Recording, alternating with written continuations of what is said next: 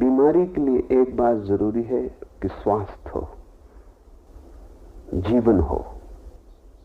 बीमारी बिना जीवन के नहीं घट सकती। इसका यह अर्थ हुआ कि बीमारी जीवन की ही एक विकृति है। जीवन ही कहीं उलझ गया, जीवन ही कहीं भटक गया, जीवन की धारा ही सागर की तरफ न जाके मरुस्थल की तरफ मुड़ गई। पर है धारा जीवन की ही। चाहे मरुस्थल चले जाओ, चाहे सागर चले जाओ, मरुस्थल में भटकाव हो जाएगा। मरुस्थल सोख लेगा जीवन की ऊर्जा को, तुम्हें निर्वीर्य कर देगा, असक्त कर देगा। कोई उपलब्धि ना होगी, तुम सिर्फ भटकोगे और भ्रष्ट और नष्ट होगे। सागर में उपलब्धि है, सोचना जरूरी है। मरुस्थल में भी नदी खो जाती, सागर नहीं मिलता। सागर में भी नदी खोती है, लेकिन सागर को पा लेती। खोना दोनों तरफ होता है, दोनों हालत में मिटना पड़ता है। लेकिन एक मिटने में कोई उपलब्धि नहीं है, दूसरे मिटने में सभी कुछ उपलब्ध हो जाता है। संसार में भी आदमी खो जाता है, परमात्मा में भी खोना पड़ता है। लेकिन संसार में खो जाना ऐसे है जैसे नदी मरुस्थल में खो गई। सूखती है, सड़ती है, चीखती है, पुकारती है, मुक्त होना चाहती, लेकिन कोई मार्ग नहीं मिलता, हजार धाराओं में बट जाती। मरुस्थल सोख लेता है, न कोई मंजिल आती, न कोई उपलब्धि, न वो नृत्य घटित होता है जो सागर से मिलने के समय घटित होता है। वो परम समाधिस्थ अवस्था नहीं घटती, ऐसे ही खो जाती, मुफ्त खो जाती, बेचैनी में खो जाती है, विषाद में खो जाती। सागर में भी खोती है नदी। खोना तो एक जैसा है, लेकिन उस खोने का मजा और, उस खोने में आनंद ही और, उस खोने में दुख और पीड़ा नहीं है। क्योंकि यहां नदी खोती है, वहां नदी बड़ी होती है। वस्तुतः खोना नहीं है, वो पाना है। क्योंकि नदी मिट जाएगी, नदी की तरह, एक क्षुद्र संकीर्ण धारा की तरह। किनारे खो जाएंगे, पुराना रूप, नाम खो जाएगा, विराट हो जाएगा। लेकिन उसकी जगह नदी सागर हो जाएगी। तब तक क्षुद्र थी, अब विराट हो जाएगी। तब तक बंधी थी, अब अनबंधी हो जाएगी। तब तक सीमा में थी, अब असीम हो जाएगी। मनुष्य भी दो तरह खोता है, जीवन की नदी भी दो तरह खोती। एक तो माया। माया का अर्थ है मरुस्थल, जहां तुम करते तो बहुत हो, पाते कुछ भी नहीं। दौड़ते तो बहुत हो, पहुंचते कहीं भी नहीं। शोरगुल तो बहुत मचाते हो, लेकिन जीवन में कोई संगीत पैदा नहीं होता। संघर्ष बहुत करते हो, विजय हाथ नहीं आती, हार ही हार लगती है। पराजय संसार की कथा है। वहां जो भी जाता है हारा हुआ लौटता है। वहां मिटता तो है, लेकिन वो मिटना सड़ने जैसा है। एक बीज को पत्थर पर रख दो, वहां भी वो मिटेगा बिना अंकुर हुए। उसी बीज को भूमि में दबा दो, वहां भी मिटेगा, लेकिन यहां मिटेगा और वहां नया अंकुर आ जाएगा। अंकुर की भांति जिएगा, बीज की भांति मिटेगा, विराट वृक्ष हो जाएगा। तुम बीज को सड़ा भी सकते हो, वही माया है। तुम बीज को वृक्ष भी बना सकते हो, वही ब्रह्म है। दोनों तुम में छिपे। माया तुम्हारा ही भटकाव है, अब ब्रह्म तुम्हारा ही मार्ग पर आ जाना है। बीमारी भी तुम्हारी है, स्वास्थ्य भी तुम्हारा है। बीमारी का निदान कर लेना जरूरी है, ताकि तुम भटक ना सको। मन माया तो एक है, माया मन ही समाए। और जब तुम जान लेते हो तो क्या होता है माया का? कहां खो जाती है माया? वो जो तुम्हारी शक्ति भटक रही थी, वो भटकती नहीं, मार्ग पर आ जाती है, सागर की तरफ बहने लगती है। सारी माया मन में ही समा जाती। तुम क्रोध करते हो, क्रोध माया है, क्योंकि उससे तुम मिटोगे तो पाओगे कुछ भी नहीं। इसे तुम माया की परख की कसौटी बना लो। कि जिससे तुम्हारे भीतर कुछ मिटता हो, बनता कुछ भी ना हो, जिससे तुम्हारे भीतर विध्वंस होता हो, सृजन बिल्कुल ना होता हो, जिससे तुम्हारे भीतर बीज सड़ जाता हो लेकिन अंकुर ना निकलता हो, नदी नष्ट हो जाती हो, सागर ना बनती हो, इसे तुम कसौटी बना लो। विध्वंसात्मक वृत्ति बीमारी है, स्वास्थ्य सृजनात्मक है। तुम क्रोध करते हो, क्रोध में शक्ति जाती है, लेकिन मिलता क्या है? सिवाय विषाद के कुछ भी नहीं मिलता। तुम रोते हो, चीखते चिल्लाते हो, उदास होते हो, उदासी में शक्ति खोती है मरुस्थल में। पाते क्या हो? उदासी से कहीं कोई फूल खिलते, उदासी से कहीं जीवन में कोई नृत्य आता है।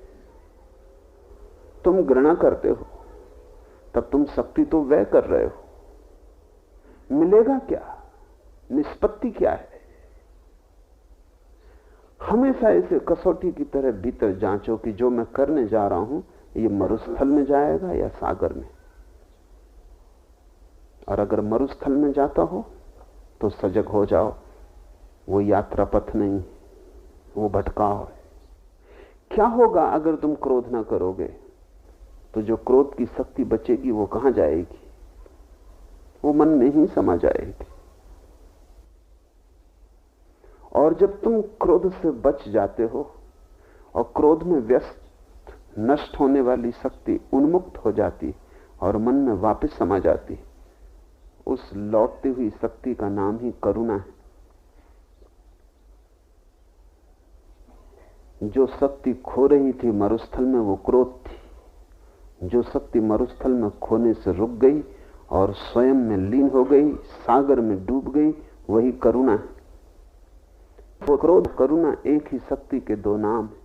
क्रोध उसी शक्ति की रोग की अवस्था है, करुणा उसी शक्ति की स्वास्थ्य की अवस्था है। घृणा और प्रेम एक ही शक्ति के दो ढंग हैं। जब घृणा की शक्ति तुम में वापस लीन हो जाती है तो अपार प्रेम का उदय होता है। बुद्धों से बड़े प्रेमी खोजना कठिन है।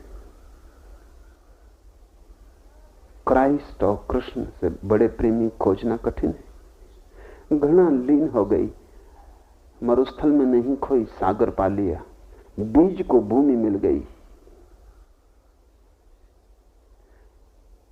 इसको कसौटी की तरह सदा साथ रखो।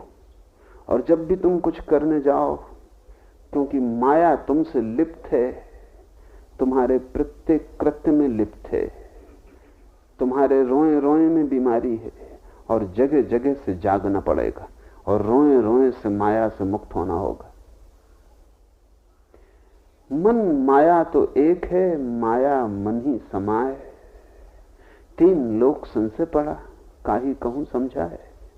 और कबीर कहते हैं कि लोग बड़े विवाद कर रहे हैं और लोग बड़े शास्त्रार्थ में लगे हैं और लोग ये सिद्ध करते हैं और वो असिद्ध करते हैं, और मन माया तो एक है।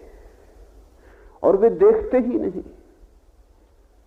कि ये तुम्हारा ही होने का ढंग है। निश्चित ही गलत ढंग है, पर तुम्हारा ही होने का ढंग है। माया तुम्हारे गलत होने का ढंग है, ब्रह्म तुम्हारे ठीक होने का ढंग है। और ध्यान रहे, ब्रह्म होने की चेष्टा मत करो, क्योंकि उसे सीधा खोजने का कोई उपाय नहीं। तुम सिर्फ माया से बच जाओ और ब्रह्म मिल जाएगा। इसलिए समस्त साधना निषेध है, माया का, रोग का, विकृति का। जब विकृति नहीं होती तो शक्ति अपने आप सुकृत हो जाती है। बेढ़ा दीनो खेत को, बेढ़ा खेत ही खाए।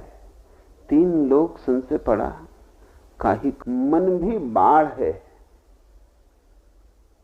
तुम्हारी रक्षा के लिए, लेकिन तुम ऐसी बाढ़ भी लगा सकते हो कि वो पूरे खेत को खा जाए। तुम ऐसी बाढ़ भी लगा सकते हो कि वो पूरे खेत पे छा जाए, तो बचाए तो नहीं, उल्टा नष्ट कर दे। बाढ़ थी खेत को बचाने को, लेकिन तुम ऐसी बाड़ भी लगा सकते हो कि बाढ़ का जंगल हो जाए, खेत में जगह न बचे कुछ और फसल बोने को। मन बाढ़ है,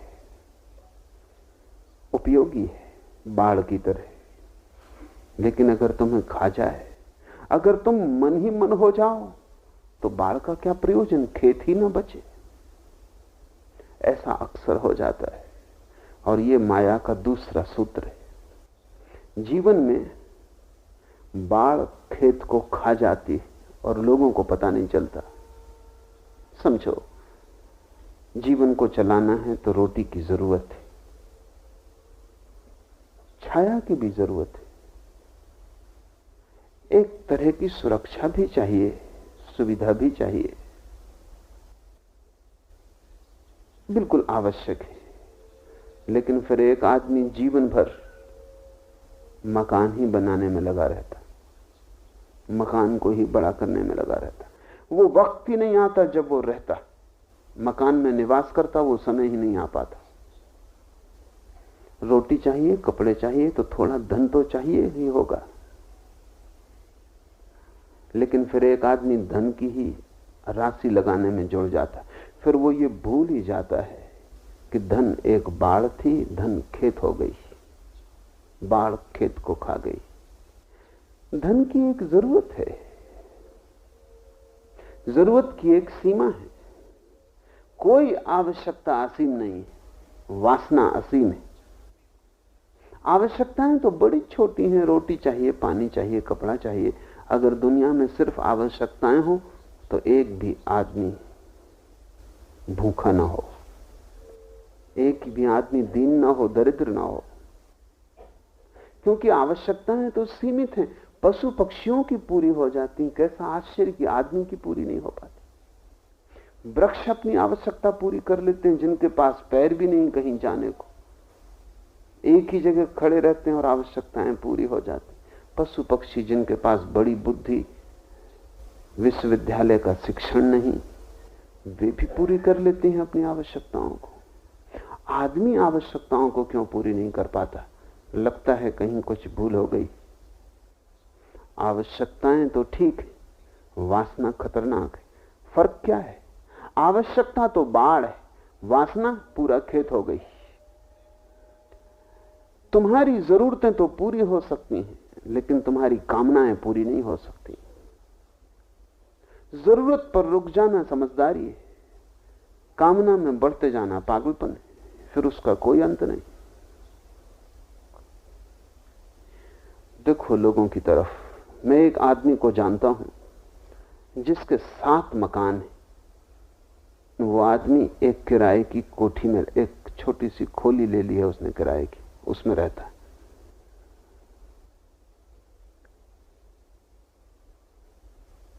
एक साइकिल है उस आदमी के पास, और वो है साइकिल का उपयोग वो किराया वसूली के लिए करता है। खोली में रहता है, खाना होटल में खा लेता है।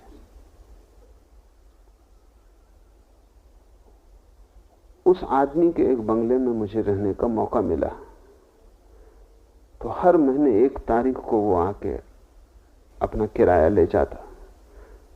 जो मित्र उसके बंगले में रहते थे, जिनका मैं मेहमान था, उनसे मैंने पूछा कि आदमी कौन? वो हंसने लगे। उन्होंने कहा ये मकान मालिक है, उसके कपड़ों में छेद हैं, साइकिल भी न मालूम पहला संस्करण। वो दूर से आता है तो पता चलता है खड़बड़ खड़बड़ चला आ रहा है। उसको देख के कोई भी नहीं कह सकता कि इस आदमी के पास 7 मकान। 7 मकानों की अंदाजन कीमत कोई 20 लाख रुपया है। हजारों रुपए महीने वो किराया वसूल करता है, लेकिन अपने लिए वो एक खोली में रहता है 5 रुपए महीने किराए की। इस आदमी के जीवन को बाढ़ खा गई। एक बार ऐसा हुआ कि मेरे सामने एक डॉक्टर रहते थे, मिलिट्री के रिटायर्ड डॉक्टर थे। उन्होंने कभी शादी नहीं की। कोई लाख रुपए का बंगला था और कोई 2 लाख रुपए उनके बैंक में जमा थे। लेकिन उनका कुल भोजन चाय और पापड़, बस वो इसी पर जीते थे। वो बीमार पड़े, हार्ट अटैक हुआ और उनकी बोली बंद हो गई, तो उनका तो कोई भी नहीं था। आधे मकान को उन्होंने किराए दे रखा था, तो किराएदार ने मुझे आके कहा, मैं सामने ही रहता था, कि डॉक्टर साहब का मुंह बंद हो गया, वो बोल नहीं पा रहे और लगता है बहुत संकट की अवस्था में। तो मैं गया, तो मैंने उनसे कहा कि डॉक्टर को बुलाऊं, तो उन्होंने इशारा किया कि रुपए कौन देगा। तो मैंने कहा उसकी आप चिंता ना करें।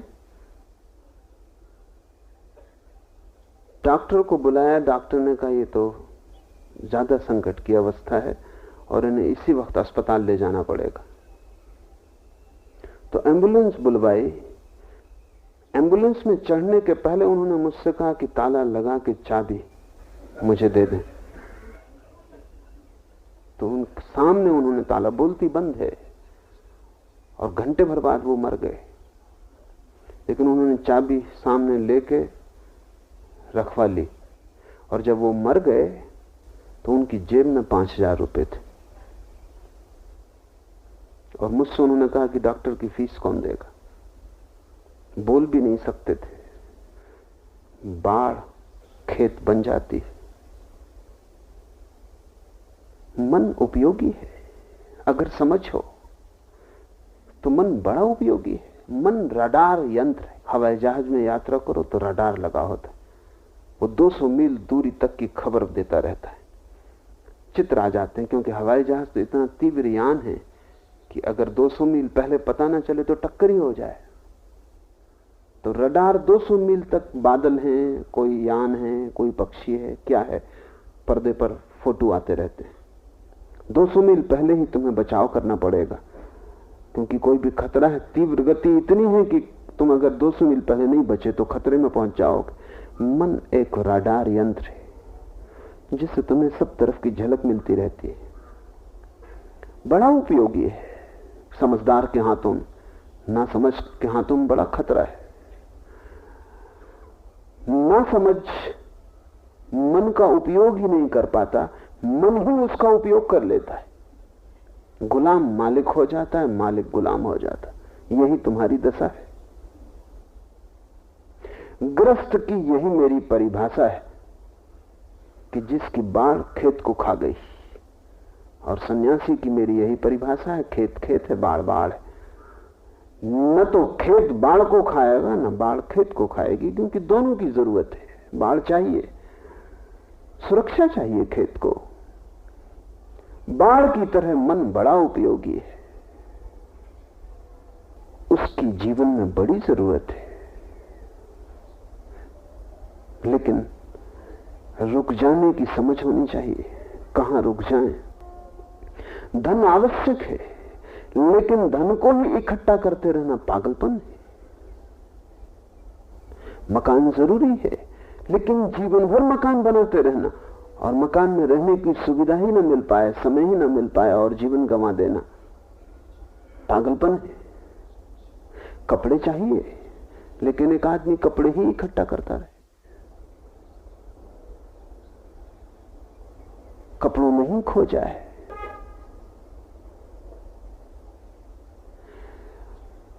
अगर ठीक ठीक आदमी विवेकपूर्ण ढंग से जिए तो मन से ज्यादा कुशल कोई यंत्र नहीं है। अभी तक कोई यंत्र वैज्ञानिक नहीं बना पाया जो मन के मुकाबले हो। दूर देख सकता है, पास देख सकता है, परिस्थिति के गणित को पूरा समझ सकता है, सुरक्षा के उपाय खोज सकता है, जीवन को बचाने की 1000 विधियां बना सकता है। सब आवश्यक है, लेकिन यही जीवन नहीं है।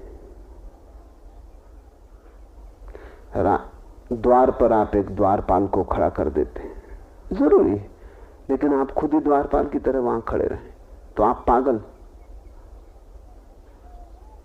फिर किसकी रक्षा कर रहे हैं? तुम रोज टालते जाते हो कि जिएंगे कल।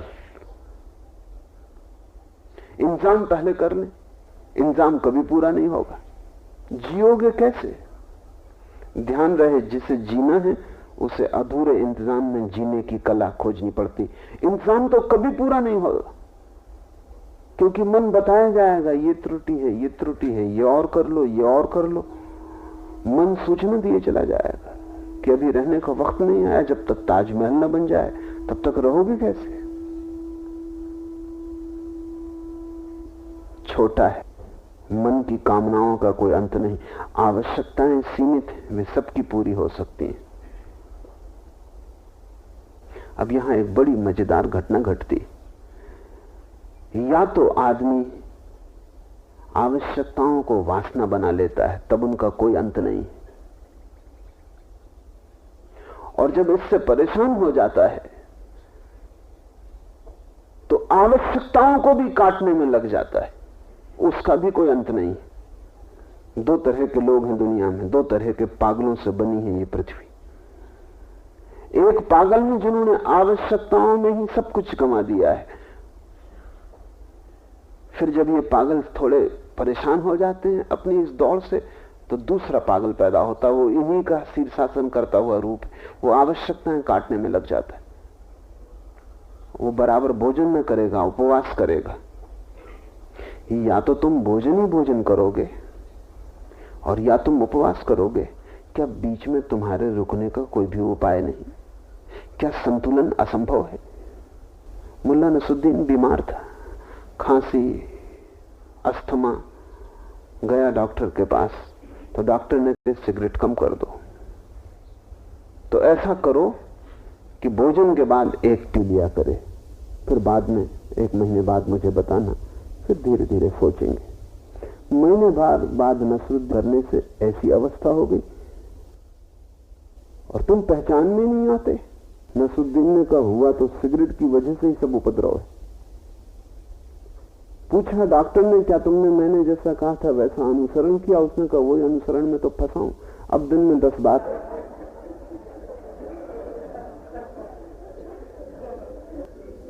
या तो तुम, और अगर कभी इस पागलपन से तुम बचे तो तत्क्षण दूसरा पागलपन खड़ा है।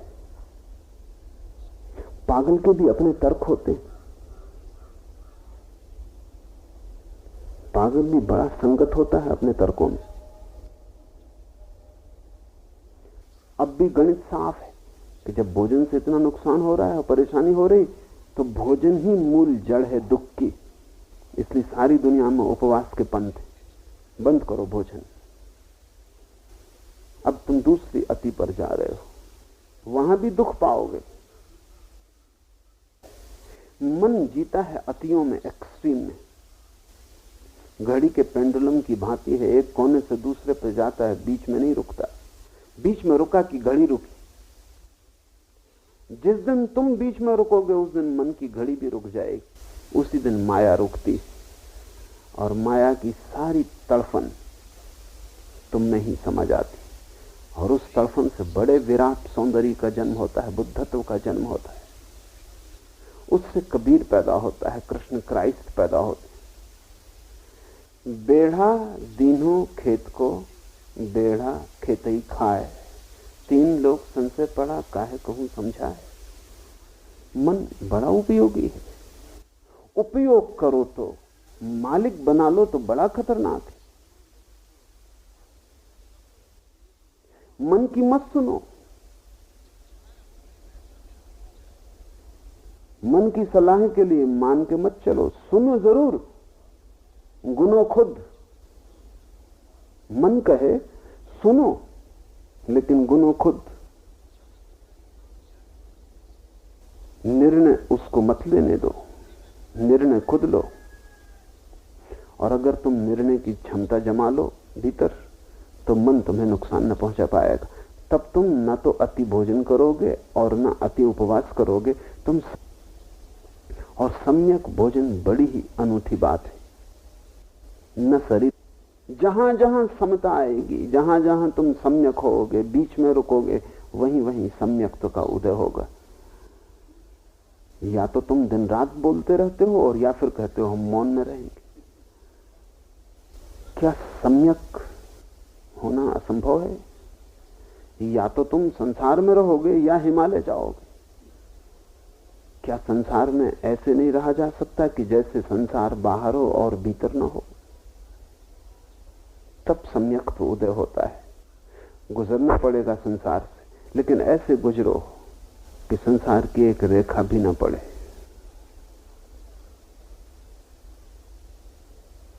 कबीर ने कहा है, बहुत जतन करके मैंने चदरिया ओढ़ी संसार की,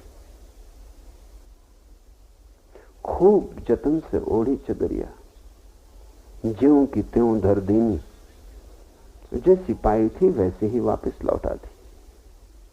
न इधर गया न उधर, न गंदी की और न सफाई की, ज्यों की त्यों धर दीनी चदरिया। खूब जतन करोड़ी, पर जतन की ही सारी बात है। जतन का मतलब होता है होश, समझ, सम्यक्त बोध। कहते हैं कबीर, किसको समझाऊं, कोई सुनने को नहीं। मेरी भी ऐसी प्रतीति है।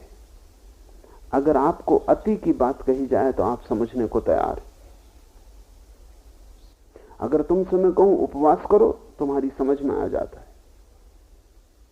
तुमसे मैं कहूं सम्यक भोजन करो, तुम्हारी समझ में नहीं आता।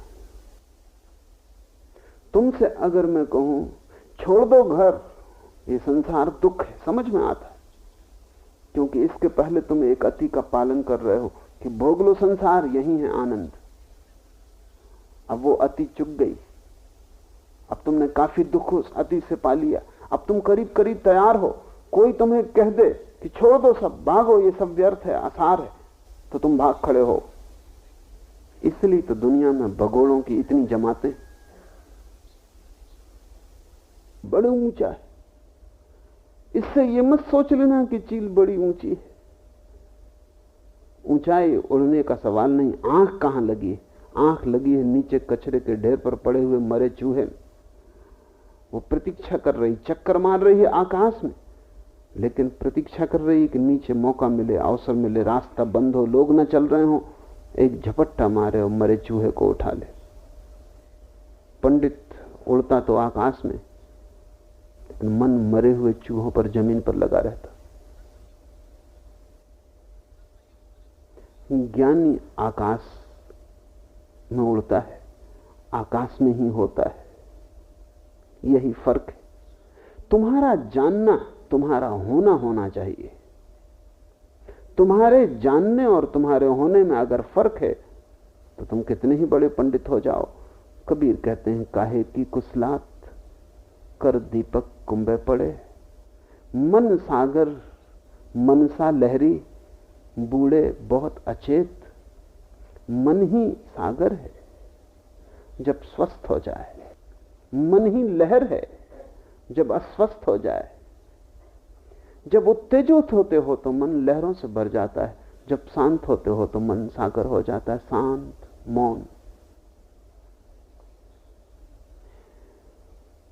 क्रोध, घृणा, मोह, लोभ ज्ञानियों ने पाप कहे। किस कारण? इस कारण कि जब तुम क्रोध में हो तो मन लहरों से भर जाएगा, तुम अस्वस्थ हो जाओगे, तुम उत्तेजित हो जाओगे।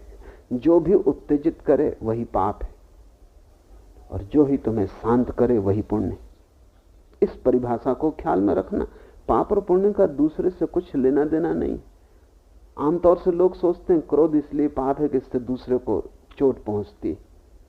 नहीं, ये जरूरी नहीं है कि दूसरे को चोट पहुंचे, क्योंकि दूसरा अगर बुद्ध हो तो तुम कितना ही क्रोध करो उसको चोट न पहुंचेगी। फिर भी क्रोध तो पाप रहेगा ही, चाहे चोट बुद्ध को पहुंचे या ना पहुंचे। नहीं, क्रोध पाप है क्योंकि उससे तुम्हें चोट पहुंचती। दूसरे को चोट तो आनुषांगिक है, पहुंच सकती है, मगर वो महत्वपूर्ण नहीं है। महत्वपूर्ण यही है कि तुम्हें चोट पहुंचती, तुम भीतर अस्त व्यस्त हो जाते हो, आंदोलित हो जाते हो, तुम भीतर की शांति खो देते हो, भीतर का दर्पण धुंधला हो जाता है। और अगर सतत तुम क्रोध, लोभ और मोह में पड़े हो तो तुम्हारे भीतर की झील को शांत होने का अवसर ही नहीं मिलता, वो हमेशा तूफान में ही बनी रहती।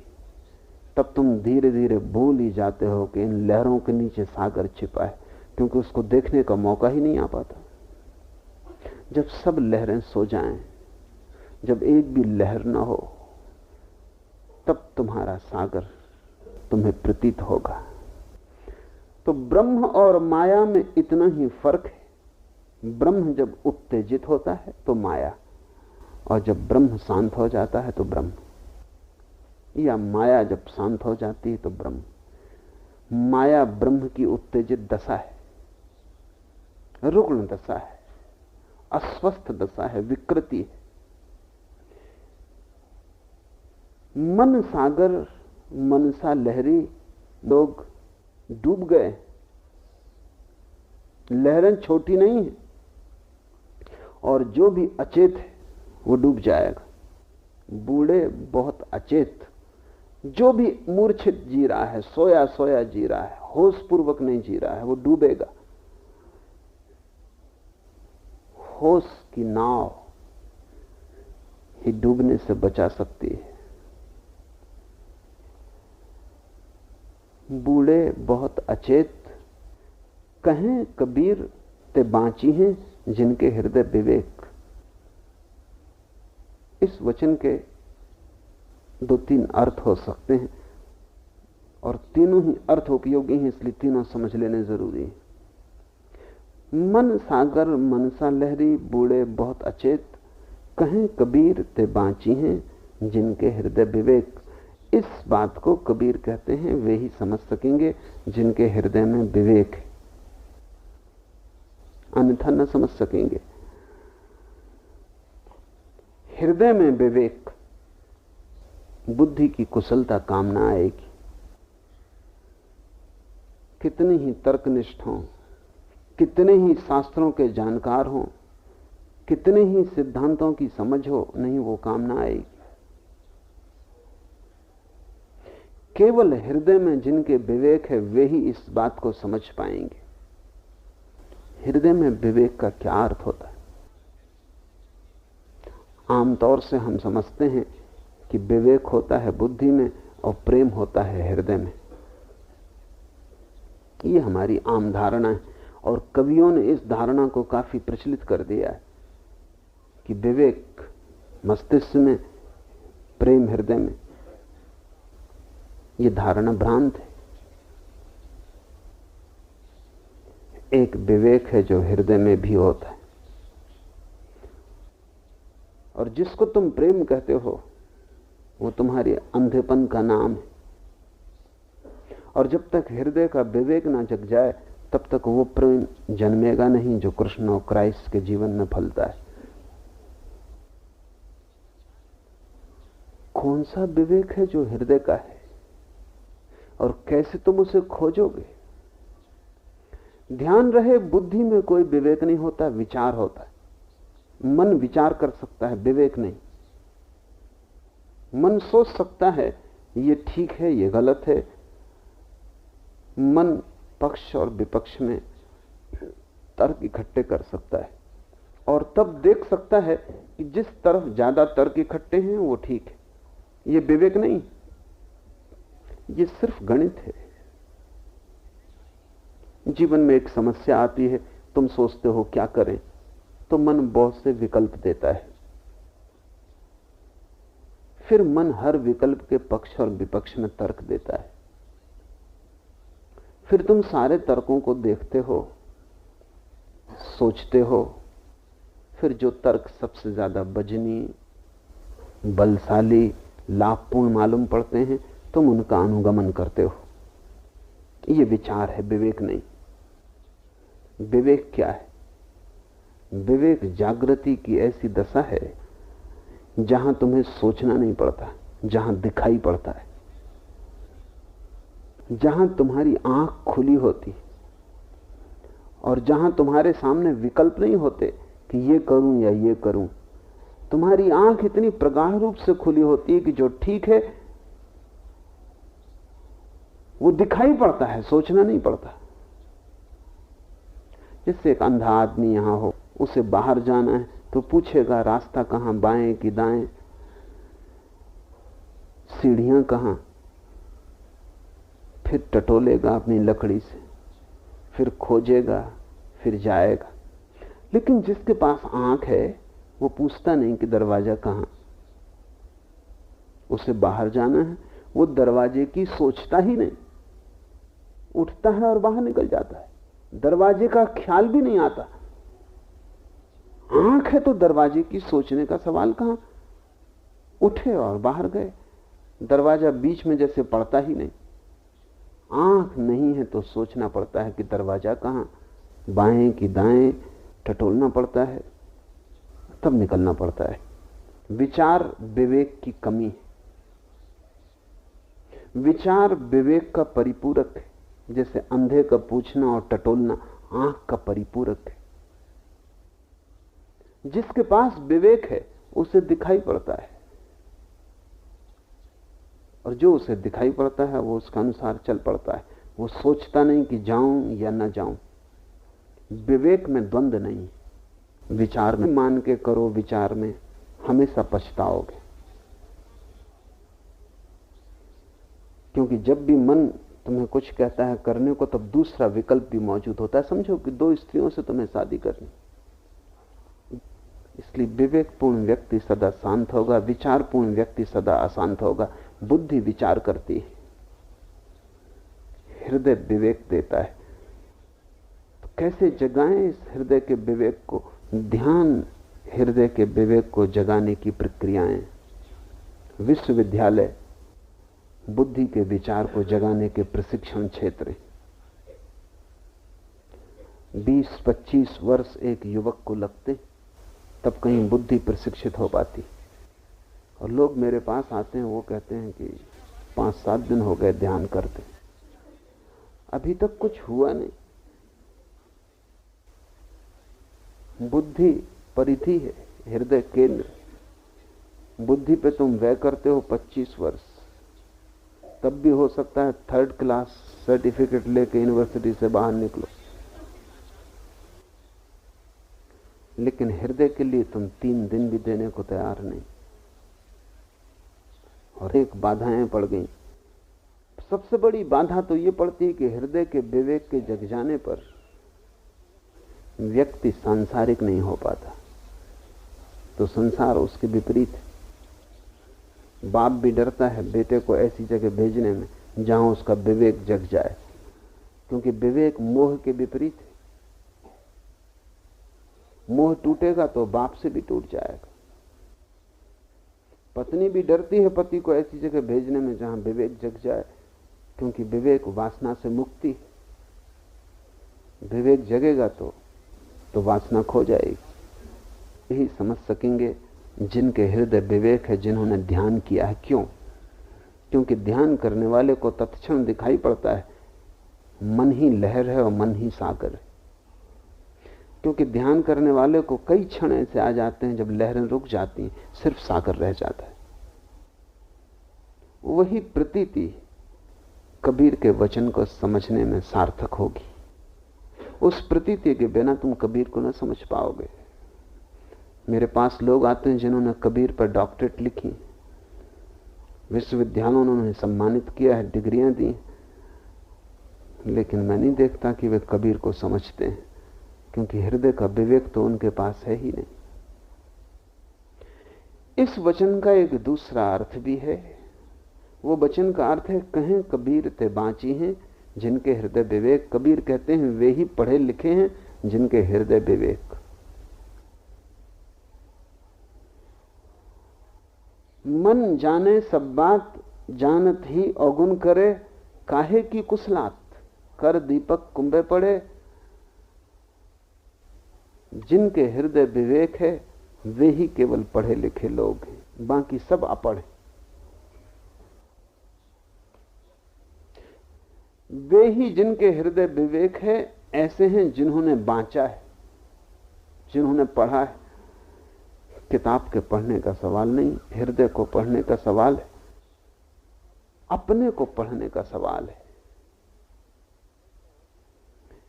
कहें कबीर ते बाँची हैं, वे ही केवल बांचे हुए पढ़े लिखे लोग हैं जिनके हृदय विवेक है।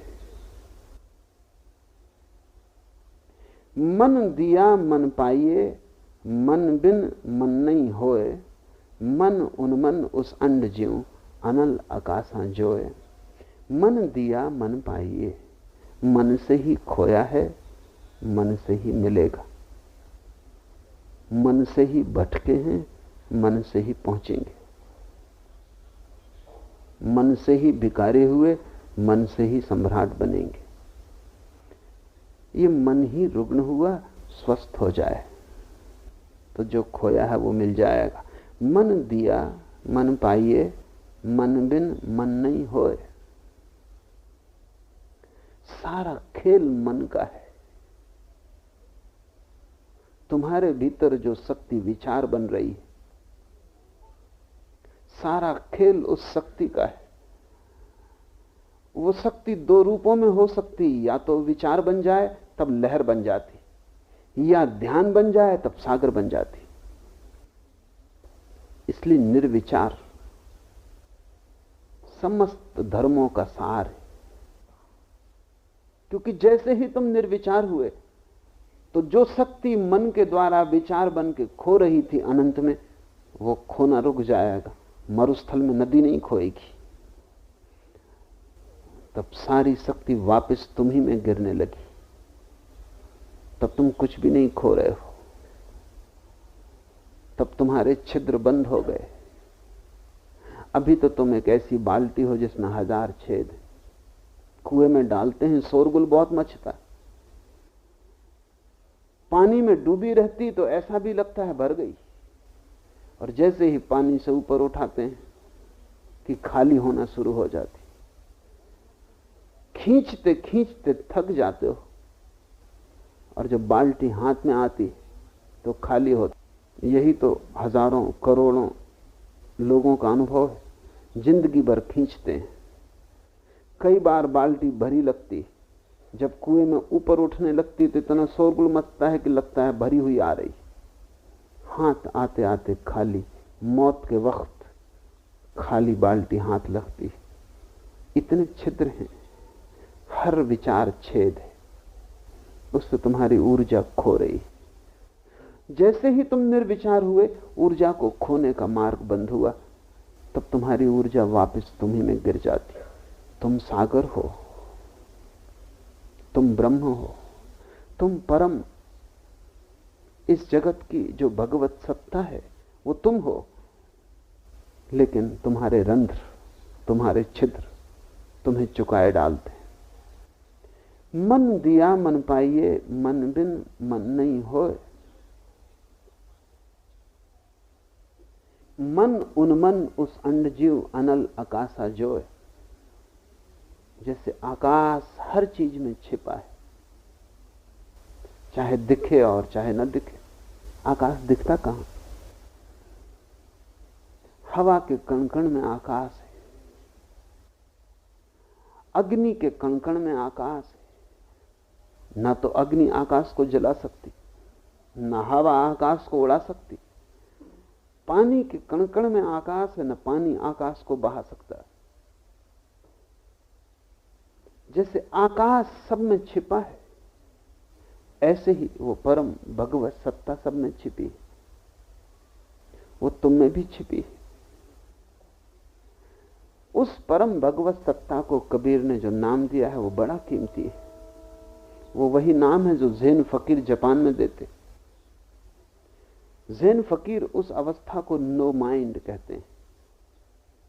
कबीर ने उस अवस्था को उन्मन कहा है। एक ऐसी अवस्था है चेतना की जहां मन है ही नहीं। क्या अर्थ हुआ इसका मन के न होने का? इतना ही अर्थ हुआ कि जहां विचार सब खो गए, लहरें सब शांत हो गईं, मन उन्मन हुआ। कबीर का एक वचन है, मन उन्मन हुआ,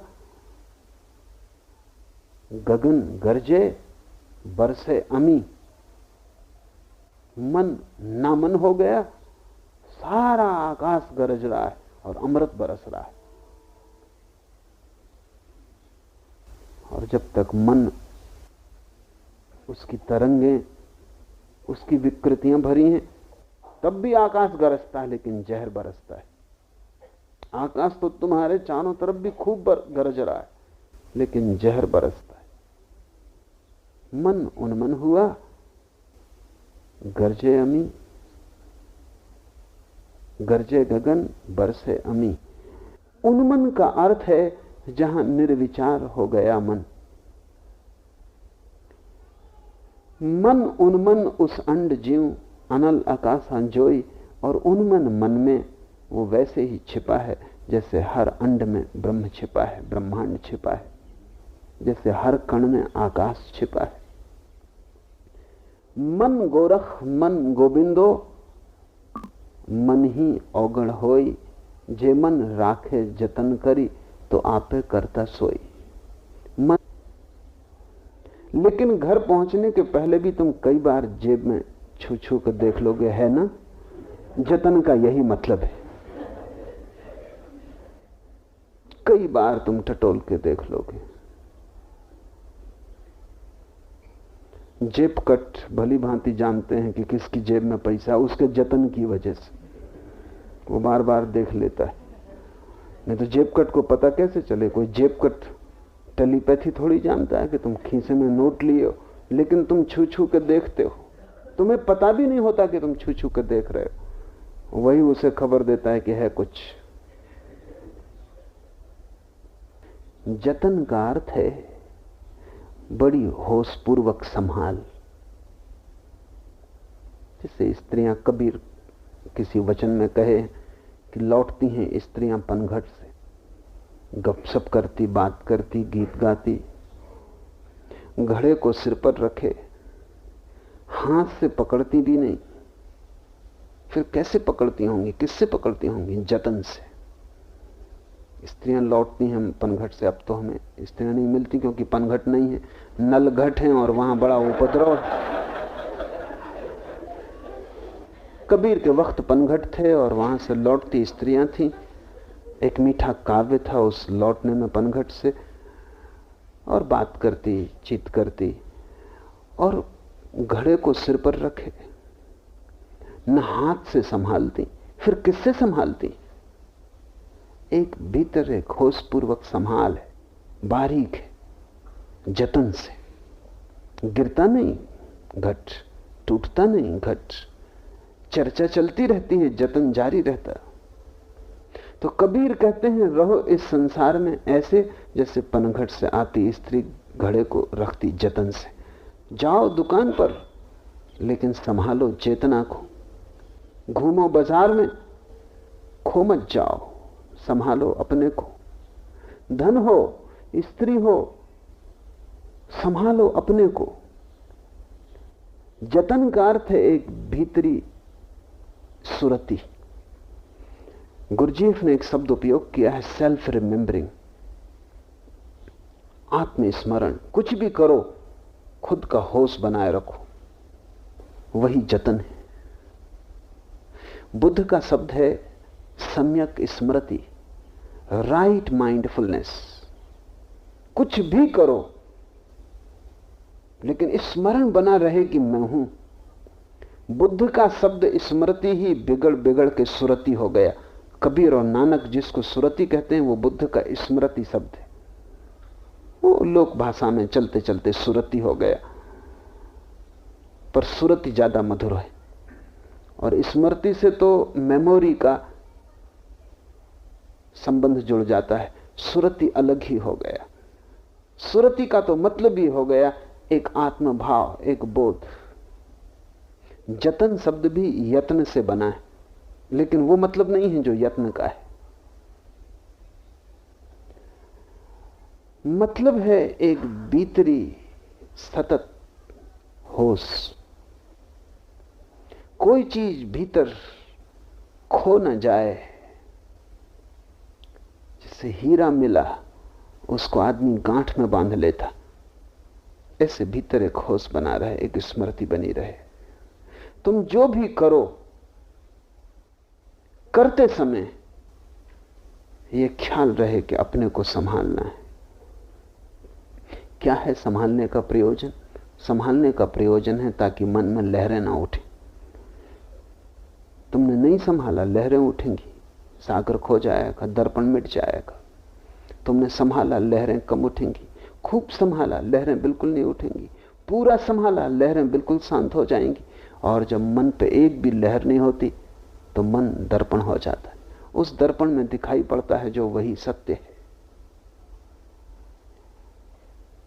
मन गोरख मन गोविंदो, मन ही औघड़ होई, जे मन राखे जतन करी, तो आपे करता सोई। तन के जोगी सब करे, मन को करे सभी सवाल। होश के जगत में कुछ करने का है तो कितना ही तुम बांधो शीर्षासन, सिद्धासन, सर्वांगासन करो,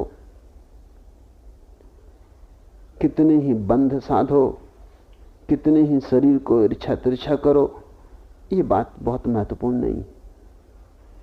महत्वपूर्ण है भीतर चैतन्य के बढ़ना, चैतन्य की बढ़ती ज्योति। तन के जोगी सब करें, मन को करे न कोई। इसलिए तुम पाओगे ऐसे जोगी जिन्होंने शरीर पर बड़ी कीमती उपलब्धियां पाली, लेकिन अगर तुम उन्हें झांक कर देखोगे तो पाओगे तुमसे गए भी थे।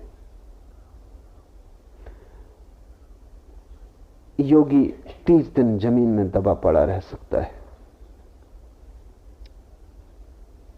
उसने बड़ा कुछ साधा है, क्योंकि 30 दिन बिना ऑक्सीजन के गड्ढे में दबा पड़ा रहना 30 क्षण मुश्किल है। 30 दिन के बाद तुम उसे निकालो, वो जीवित है, तुम चमत्कृत होगे। लेकिन उस आदमी की आंखों में देखना और तुम उसमें वो ज्योति ना पाओगे जो कबीर, बुद्ध या गोरख की आंखों में होती। उस ज्योति की जगह तुम उसकी आंखों में एक उदासी पाओगे, एक सोया हुआपन पाओगे, और तुम उसके जीवन में कोई चमक न पाओगे जो होनी चाहिए। क्योंकि जिसके भीतर ब्रह्म जगा हो उसके बाहर सब तरफ एक सुगंध और एक चमक और एक प्रकाश का विस्तार होगा, वो तुम बिल्कुल ना पाओगे। मजे की बात तो यह है कि 30 दिन वो जमीन में पड़ा रहा क्योंकि 500 रुपए उसे इनाम मिलने।